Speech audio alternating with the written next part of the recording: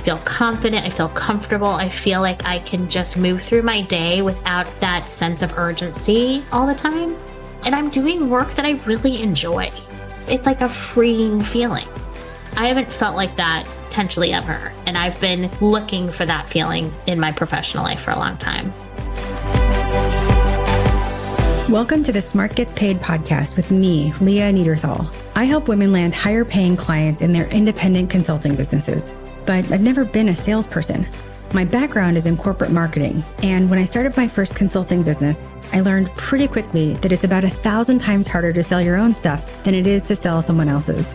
So I taught myself how to do it, and I created the sales approach that I now share with my clients so they can feel more comfortable in the sales process, get more of the right clients, and get paid way more for every client contract.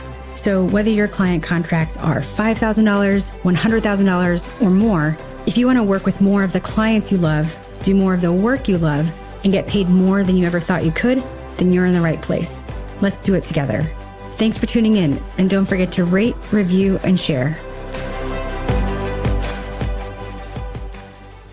Hey there, Leah here, and thanks for tuning in. I hope that wherever you're listening to this, wherever you are right now, I hope you're having a great week, making some good progress in your business, and taking some time for you. So today's episode, this is a good one. So before we dive in, if you know me, you know that I love Saturday Night Live, and I'm always sort of quoting that SNL character from a few years ago, a character named Stefan.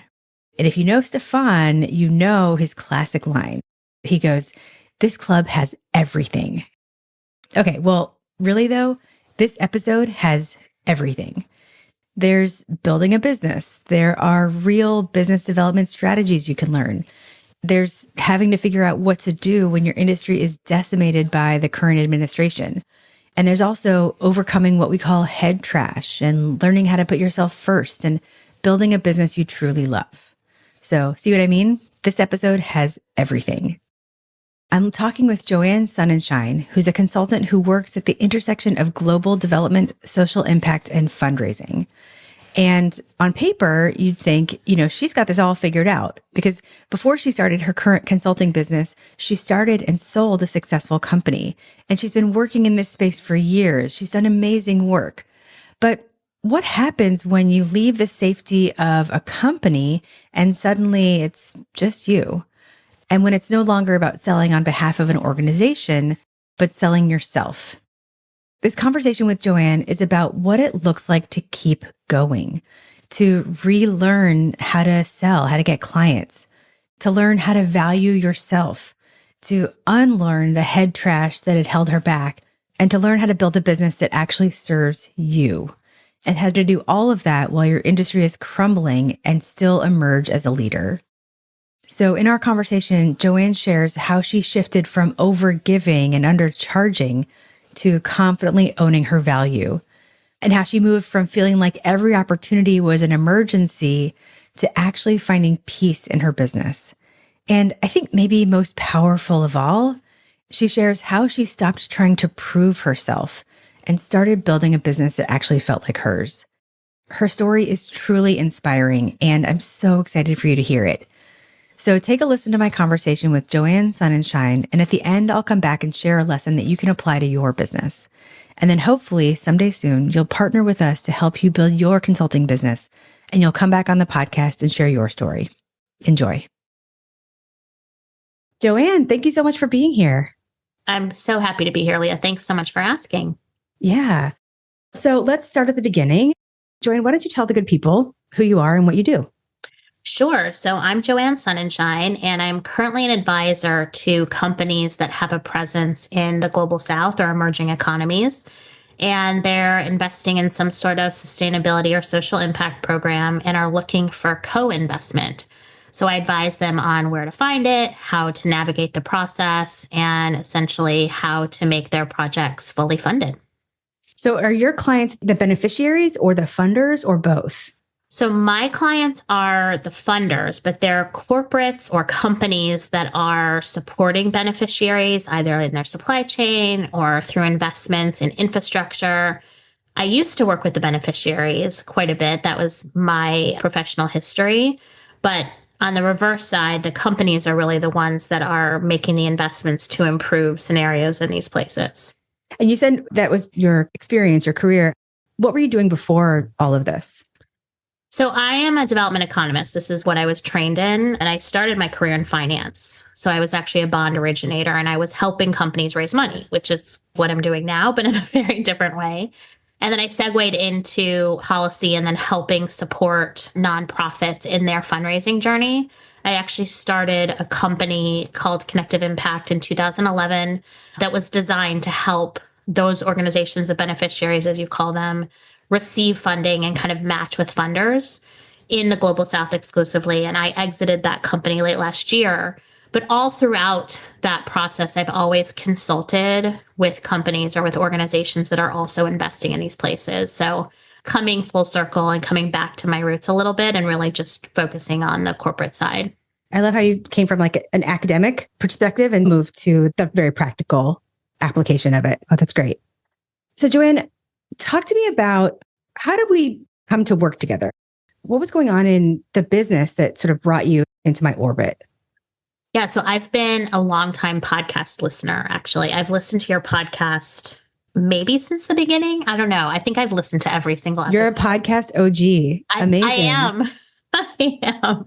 And I've always loved hearing people's stories of their business evolution. And it's inspiring to me to hear about where they started and where they've grown to. And so I was at a place late last year where I knew my business needed a real shift because I had exited my company and I was consulting, but I wasn't entirely sure really how to niche down, how to focus, how to talk about my work, how to talk about myself. I also, because I work in kind of this humanitarian, charitable development sector, I always feel like people can't necessarily afford me. And so I had this whole like sales story that I was telling myself. And I appreciated how simple you seem to make sales and marketing. And I needed that so badly because I just wasn't able to sell myself. I had always sold my company's products and services. And so I came to you when I was really ready to focus on that and make that a priority. Well, and I think anybody listening to this would, on the surface, hear like, oh, she had a company, she sold it, she's obviously been very successful. Shouldn't she, like, she must not already know how to do this. But what was different this time? It was just me. I'm now working on my own and by myself. And so, yes, I've had years of experience of selling. I've sold for my company. I've sold for the members of my organization. My organization previously was a membership organization. And a lot of what I did was sell for them. But even in your podcast, like intro, you say it's a lot easier to sell for somebody else than it is to sell for yourself. That's exactly what I experienced. And I have a very hard time asking people to pay me for my brain and for what I offer them in terms of services. It's just something that I've had to really practice. And going through your program, I feel much more confident in that than I had. But it's a muscle that you have to strengthen. And I need practice in that. Like I think a lot of people do, particularly women. Oh my gosh, absolutely. For 100 reasons. When you say that it was harder to sell your own thing and you have a hard time like asking people to pay you, I mean, how does that just paint a picture? Like, how would that play out? How was that playing out in the business? Yeah, I'll give you an example. One of my clients is what we call kind of social enterprise. So they provide emergency health services in Kenya. And the people that they're working with are very poor and they're fundraising because I do obviously fundraising advisories. So that's a perfect example where they need money to do their job, which is incredibly powerful and important in these places where they work and frankly for the world. But they also need me. And so I have to ask them to take those resources away from the beneficiaries and give it to me to help them essentially raise more. And so when you ask for what you consider to be a lot of money in your own kind of story that you're telling yourself, it's very hard to do that because I'm a humanitarian and in my mind, I'm thinking, well, they need the money more than I do. That's not really true. I'm supporting myself and my family through this business. So I have to realize that what I'm doing will help them do even more in the future. Hmm. Yeah, absolutely. And I remember this has come up in a lot of our coaching calls, just that, like, how do you wrap your head around when you're doing like work for good, air quotes, like, how do you ask for money?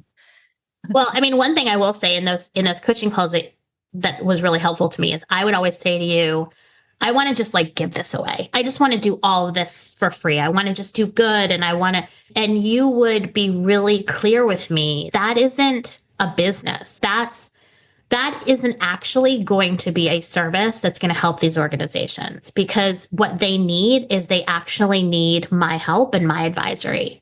And so giving it all away doesn't provide kind of value to them at the level that I'm providing value to them. And so hearing it that way through you, it almost gave me the okay to sell it that way.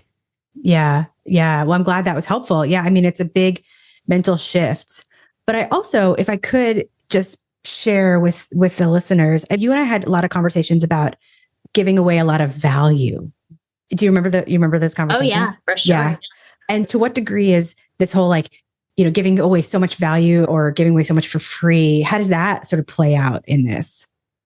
Yeah, I mean, there's the way that I don't think I had been thinking about the work that I have done or do now as value. And so this notion of value-based pricing or providing value as a service, like my insight, the intelligence on the funding ecosystem, the connection building, the guidance, the process, all of that which I provide my clients is not just worth my time. It's actually worth a value to them in terms of how they're going to then translate that into the service they then provide. And so this idea of value is something, it took me a while to get my kind of head around it. And it's still something I struggle with as I think about different proposals or working with different clients. But it's not just time or a product or a service. It's really about what do you bring to the table with your clients that's going to help them do their job better. Yeah, absolutely.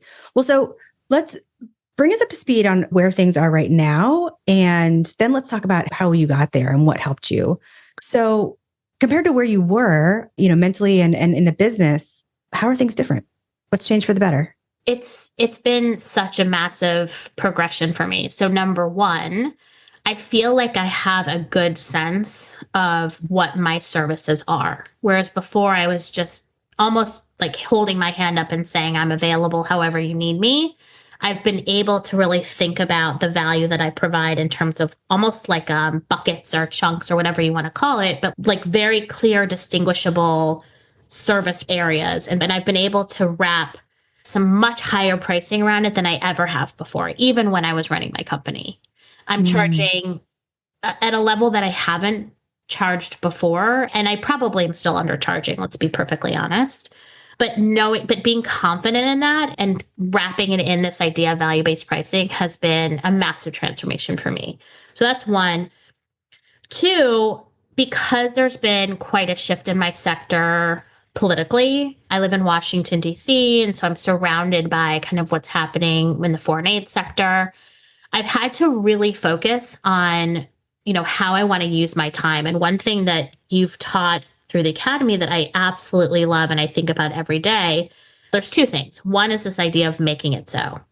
Like you have this great mantra that's if you want to work a certain way, you can work a certain way as long as you are supporting kind of your service delivery and your clients and you call it make it so. And I think about that all the time. How can I just make this fit for my business and for my clients? And two is balancing, I think you call it like emotional health, financial health, and what's the third one? Emotional profitability, financial profitability, and professional profitability. Yes. Yes. Thinking about a business, not just with the bottom line, is something that I've struggled with for a long time. And so putting an actual almost value on the other two components. Where do you feel professionally in terms of your trajectory and also your influence, thought leadership thing? That's something that I've been spending a lot of time on. And then emotional profitability, balancing what you have to deal with at home or your family, making sure you take care of yourself. The whole concept of self-care is, whenever you can find the time. But if you actually build it into your business model, it's so much easier. And I've really appreciated how much you've helped me focus on that through this program. That's been an utter transformation for the business. That's amazing. And I want to dive into each of those things individually, value-based pricing and all of that. But, how's that all playing out, the sum total? How do you feel in the business? I feel much more in control. So I am also a control freak. And Which would, as you've discovered, I don't think there's one person in the academy who's not a control freak to some degree. Anyway, go ahead. Yeah, no, I appreciate feeling in control. Let's put it that way. So I feel much more in control of my prospecting process, of communication with, clients and potential clients. I don't feel nervous if my pipeline isn't super full. Like I know that the process that I have in place that I've learned will get me where I want to go without having to force it.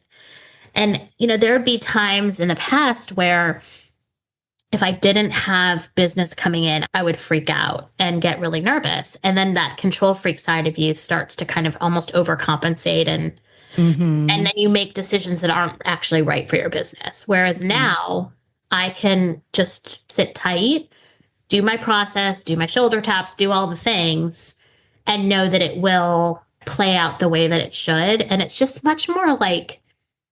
it's much more streamlined. It's not as up and down like the feast and famine thing that you see with consulting businesses. I just feel like it's much more peaceful. Peaceful. I love that. That's not a phrase you hear a lot when in the whole like entrepreneur roller coaster, but feeling peaceful that's what we all want in this business, right?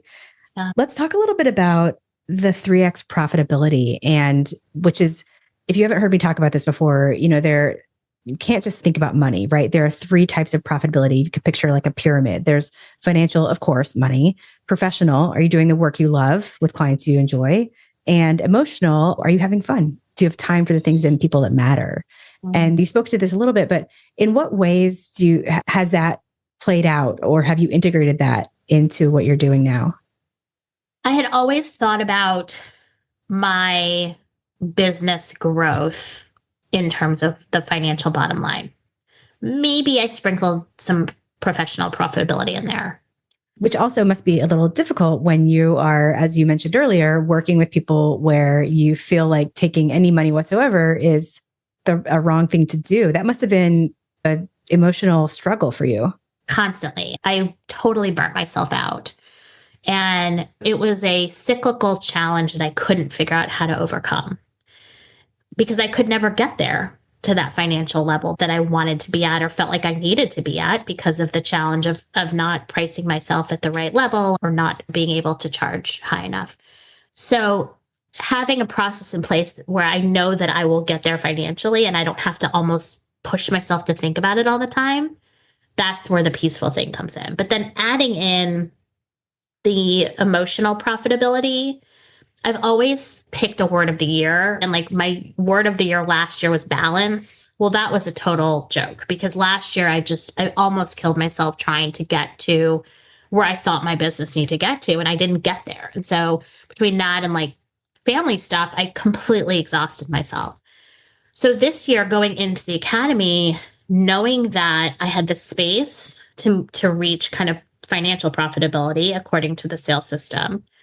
And then I had space, I had time, I had brain availability to think about, do I want to do this work or not? What do I exactly want to do? And I've been able to spend the time thinking through that, which is the professional profitability. But then I also happen to have time left over, which is pretty incredible. And you really encourage us to think about ourselves in that kind of equality. Like you are just as important as your clients. And that I need to be reinforced all the time. And what I think is amazing about the women in the academy is we all encourage each other to think that way. I think there's something really magical about, thank you for sharing that. I think there's something really magical about being around women who do have goals and do work hard and love to work and are ambitious, but also are just as ambitious about the balance and taking care of themselves. Like it's a safe place to work hard and have goals And also to imagine being cheered when you take a vacation. Some of really us incredible. need that, right? Because we're not Yeah. inclined to take time off. That was certainly me. And I just got back from a week vacation, and it was the first time where I really felt like I could walk away and step away. It was very free. That's amazing. This idea of make it so, where if people have been listening to this podcast, they've heard it come up, but what does make it so mean for you, and how have you brought that into your practice? It's like a permission to design your business in a way that works for you and obviously your clients also, and the three profitabilities we just talked about. But there's no rules that have to be in place with how you structure your business as long as it is working for you. And the make it so mantra is like, I hear it in my head when I say no to a potential project, or when I tell a client that something they've suggested doesn't work for me. You're putting yourself out there. It feels a little risky. It feels like you're having to be a little bit vulnerable. But if you tell yourself make it so, you're putting yourself first. You're creating the life and the business that suits you. And that I've never done that before this year. It was all about everyone else.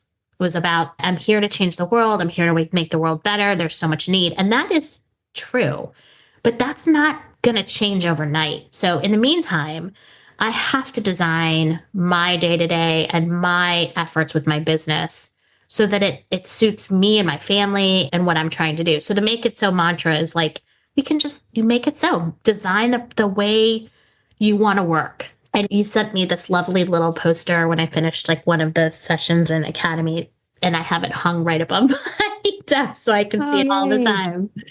Yeah, I love that the way that you are internalizing this is it's permission to put yourself first. And I think that all of us as women we are not conditioned from a young age to put ourselves first. And it's a really hard thing to learn. I'm still learning it every day. And I think also I'll add on top of that, like this idea that there is some sort of right way, or there's a way that's okay to do something. And then there's maybe another way is not okay. Yeah. And there's no okay or not okay. There just is what works for you. I found something like a little screenshot that I saved, and I shared it on LinkedIn, and it like blew up because I think it really hit something for someone. And it said, oh gosh, I'm going to paraphrase it, but it's like, just a reminder, as an adult, you can't get in trouble with anybody. Like people can be disappointed or annoyed or upset with you, but you can't get in trouble with another adult. And I think, the reason why that sort of connects with make it so for me is that I think that sometimes just because of our conditioning or early in our careers or whatever, we're afraid on some level that like, if we choose to do something, we're going to get in trouble or somebody's going to be mad. And first of all, no. And second of all, who cares? You're a grown up and this is your life. Yeah. And I know one of the constant themes is being a people pleaser and wanting everyone to like you. And I have gone through various iterations of that in my career. It's real. It's a real thing. And the make it so concept means that it's not about, does somebody like me, or am I doing things the right way? Or it's like, this is how it's going to be. This is how it will be. Yeah, this is how it is. This is how just to be clear for everybody listening, it's not like in an asshole way, like this is how it is, like take it or leave it. It's more like, well, this is how I work. Yeah. And there's nothing that's completely neutral. There's nothing wrong with that. And you also do a really nice job of encouraging us to think about some of the language we use in the sales process as it's like when you get an ad in the paper, you get an ad in the email, like they don't feel badly about talking about their services or their pricing or their marketing. So it's like, why as a service provider, do we feel badly asking people to pay us for our brains and for the work we do for them? It's all, a lot of it is mindset. And then you couple that with process, and it's just, it makes you feel so much more in control and that you can make it so. That's so great. I think that it's funny because I feel like since we've been working together, you've had sort of two phases of this work. There's like the growth that you have, which we talked about to this point, and then your world was majorly turned upside down because of the industry that you're in. And I even said to you before this, I was like, "Are you sure you want to have that? I mean, everything's different, and all of that." And you were like, "Yes." So talk to me about that in this process, and like, what does it look like to keep doing this work and keep learning these things and trying to like offer your services and help people when things go completely upside down in your industry? Yeah, I mean, and I told you when you mentioned about, do you still want to talk through this? I said, absolutely, because in the midst of my entire sector essentially being destroyed overnight, I work in the foreign aid sector. So the foreign aid funding has completely gone away. All of the foreign aid agencies here in Washington have been shut down. Tons of people have been fired. All of the organizations that I've supported over the years, the nonprofits, have had their funding removed. It's been devastating. I mean, emotionally so devastating. And there's been, yeah, quite an up and down in terms of where there's need. And this gets back to the challenge that I've had for years, which is when you work in the sector, you want to give, give, give. It's hard to take. And what I found really helpful by being part of the academy through this is that I had incredibly understanding, smart women encouraging me to get through it while giving. So I had certain ways that I was giving pro bono, but also helping me pivot to figure out, how does this not completely destroy my business, and encouraging me to think about things a little bit differently so that it wasn't just this devastating emotional roller coaster. It was, okay, there's only so much you can control. How does your business react to this? And how do you as a leader in this ecosystem react to this? And I immediately jumped into action and was doing some things on LinkedIn and doing things with my clients to ward them off from some of the devastating shifts. And in the academy, we were talking through, like, how does that translate to still being able to make a living? And it's kept me afloat. So thankfully, my business, even though it's been drastically impacted, I am still doing fine. And I'm grateful for that, because it means I can still support my clients and I can still support my family at a time which is incredibly challenging. Mhm. I remember all of these conversations have been going on, and certainly what's been happening has been affecting a lot of women in the academy to varying degrees. But seeing those conversations happening and being a part of the conversations around what does this mean and how do I translate this, I'm so glad that it's been rewarding for you and you've been able to take it in a direction where it feels really good. And I love where I just wrote down what you said about become emerging as a leader in this space. Yeah. Which is not something you would expect. It's like if the whole industry is decimated, you're not immediately like, oh, I'm going to become a guru in this space or whatever. But you really have emerged as a leader, which is, if I'm guessing, knowing you, a comfortable place to be, because you're a helper. Yeah. Yeah. I didn't expect some of the things that I was putting out there to go viral, and they did. And I'm glad, because I'm really honest and I do have very strong opinions about what I'd like to see the world look like. So if I can use this time in a positive way, I want to do that. I mean, it's great to be a helper, but I still need to have a business. And so it's a fine line between being outspoken and having opinions and going viral on LinkedIn, to also translating that to having a successful business. And so I have to kind of play those two sides carefully. But the academy, I really can't emphasize this enough. It has kept that balance and that need to look at both sides in a much healthier way than if I was without it. I don't know how I would have gotten through this last few months without these incredible women, and you and your team. It's just helped even out so many of those bumps. Yeah. And I think that fine line, I think a lot of people are walking that, because we're definitely not through this. Yeah. It's very, there's this whole, like, Brene Brown talks about speak from the scar, not the wound. Mm-hmm. And like, we're in the wound. Yeah. And we don't know how long the wound will last. Exactly. Exactly. We don't know when the scar is going to happen. And so all we can do is continue to work in a way that's true to us and supports the people we need to support and supports our clients. But again, not at the expense of ourselves. Absolutely. That's 100% right. Joanne, how do you feel like we talked about how your business is different? How would you say that you are different through this work? That's a really good question. I mean, aside from feeling like I have more freedom to do my work in a way that serves me in addition to those around me, I think that's actually probably number one. I feel challenged again. Like one of the things that I was struggling with probably about a year ago was I was just wasn't challenged professionally as much as I wanted to be. And I've in dabbling in some of these different business models and working with different types of client projects and stuff, I'm challenged again. So like that professional profitability we talked about is definitely up. But I don't feel, I used to always feel like everything was an emergency, right? If somebody sent me an email or if there was an opportunity, like I used to have to feel like I was rushing and like time would run out. And it was clearly all in my head.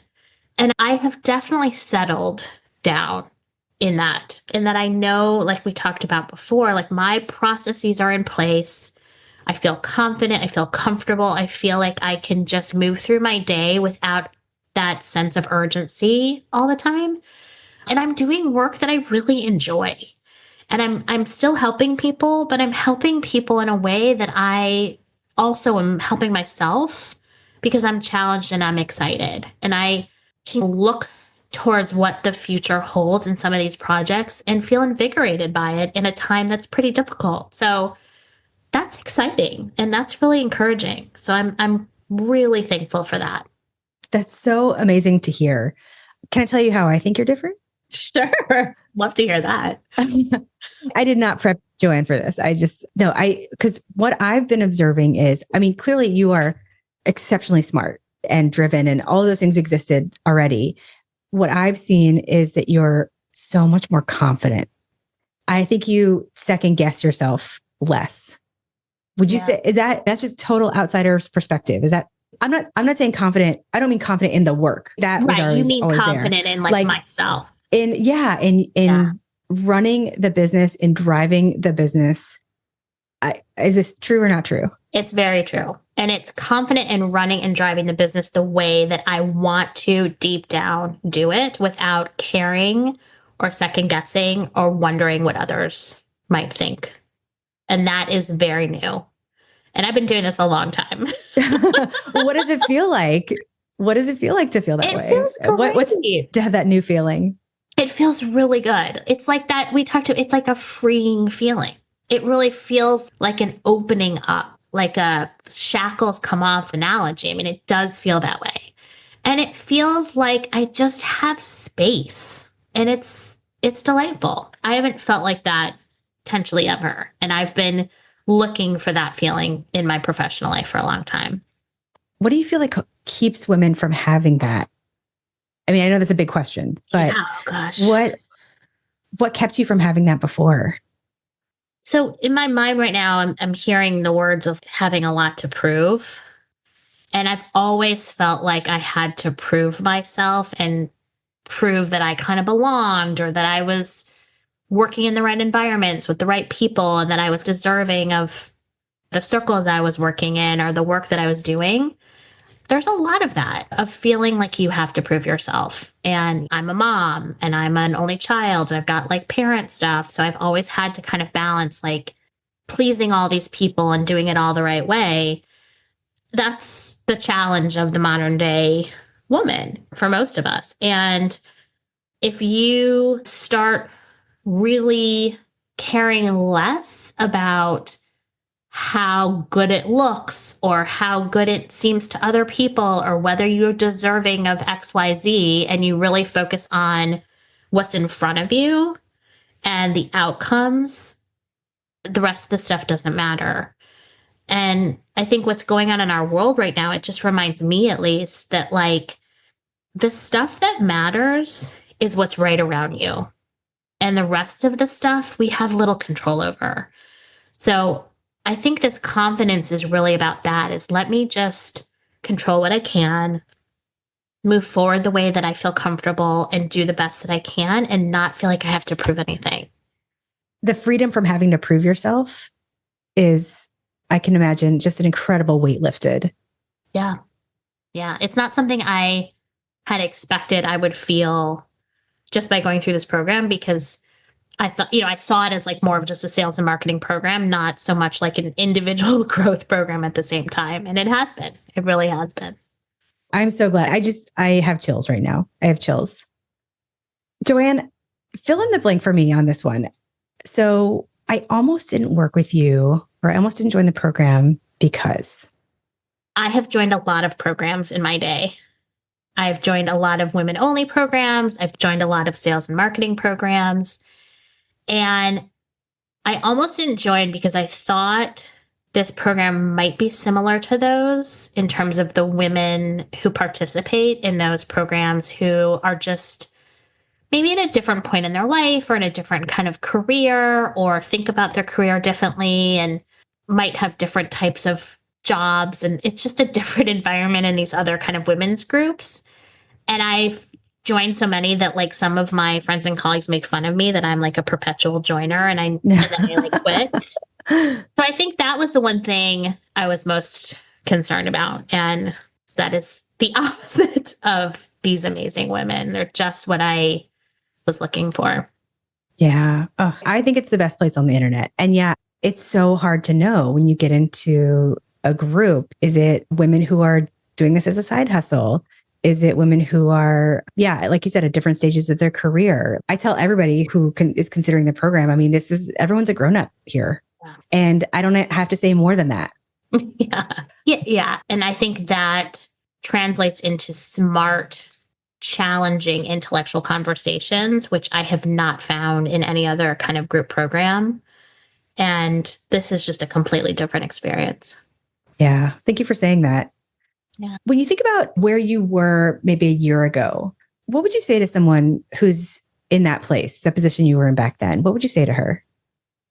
I have a friend who always says, like, this too shall pass. And I do remind myself that often. I think having heard that a year ago would have been helpful, but I also would never have predicted what this year would have been like externally. So I think I would tell that person to just keep moving forward incrementally and do what you think makes sense for yourself first. And even if it's like little small baby steps that inch you forward, like that whole like 2 steps back, 1 step forward, whatever, like that is really true. Being a business owner, being an entrepreneur is like unlike anything there is in terms of emotional volatility. And if you just hold on tight and make decisions based on what you believe in from like your heart and your value system and what you think makes sense, like you will get to that point of progress. It just might take time.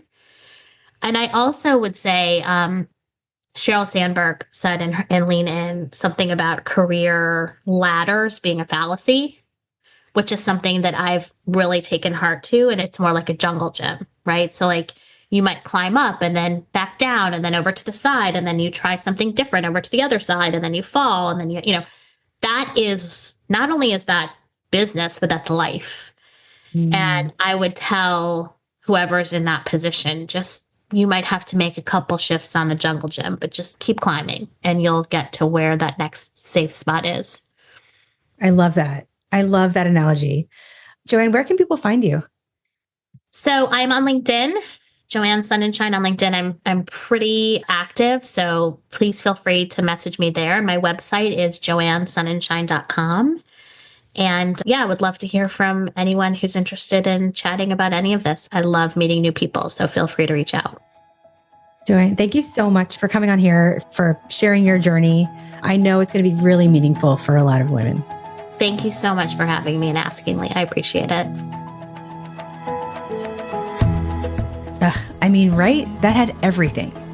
And what I love about Joanne's story is just how real it is, because she didn't just learn how to price her work or structure her services. Which she did, but she also learned something that so many of us are still learning, that you get to decide how your business works.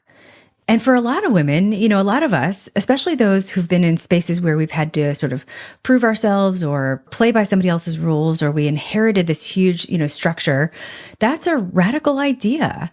But, Joanne said it so perfectly. You can make it so. You can design a business that's profitable, yes, but also peaceful and fulfilling and authentic to who you are. And I mean, listen, that doesn't mean it's always easy. You're still going to have doubts. You're still going to want to over deliver.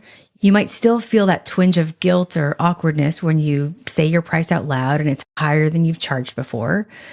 Because think about it, not many of us have models of what it looks like to really put yourself first and to have balance and to have peace even. I mean, think about it, just on the topic of putting yourself first. I mean, think of a book we all read as kids, right? The Giving Tree, which is basically about giving so much of yourself, I mean, everything really, to your own detriment. And I think the beauty of what the women that I work with are doing and what we're doing in the academy is that we can do things a different way.